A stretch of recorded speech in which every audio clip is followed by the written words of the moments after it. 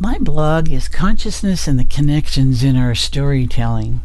We are natural storytellers. As relation-based creatures, our stories define us and give us placement to our surroundings. This is very important to the self.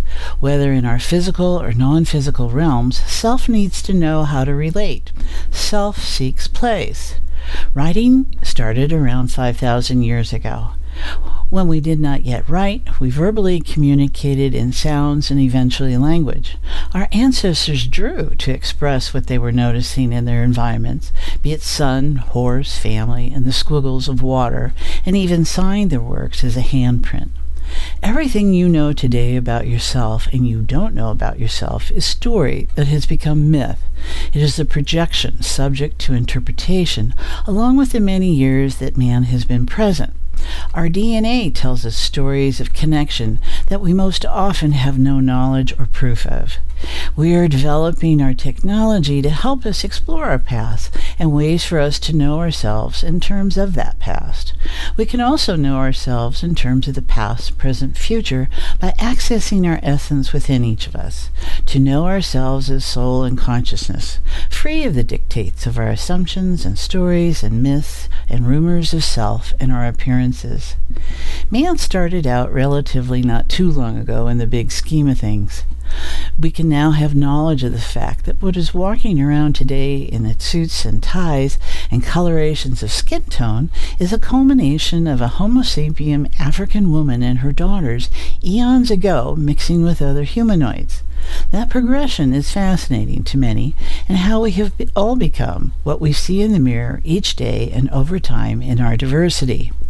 What shapes us are our stories in being and form. Most often we each look like we feel, how we think, and how we interpret our spirit as human. Our souls embrace the experience where the self may question it, and it is the one feeling all of it.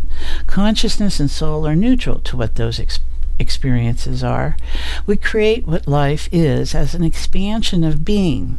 We each are adding into what is present today in our stories of culture and personality within this planet's grace. We are self-creating, self-defining presences of a dynamic in being.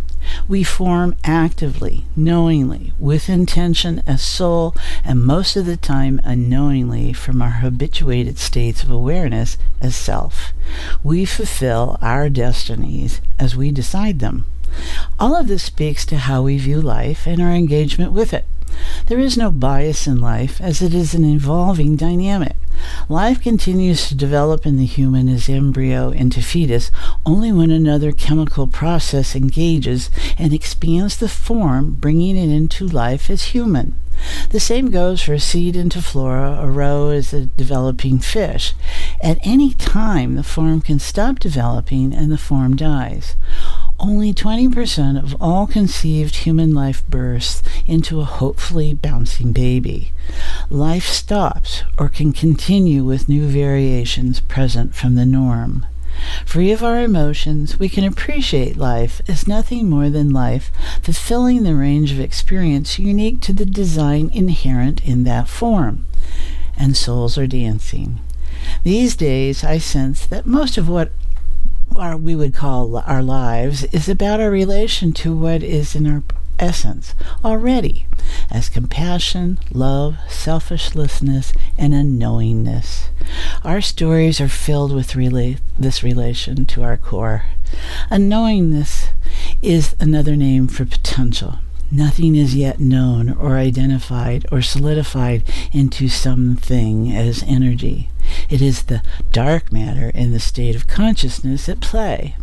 It is always present in consciousness, yet we may not recognize it as it is unknown.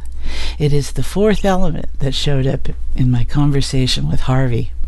Many of us don't like unknowingness, but it is what is beyond our limits and where we dance lightly. It is essential to our evolving stories.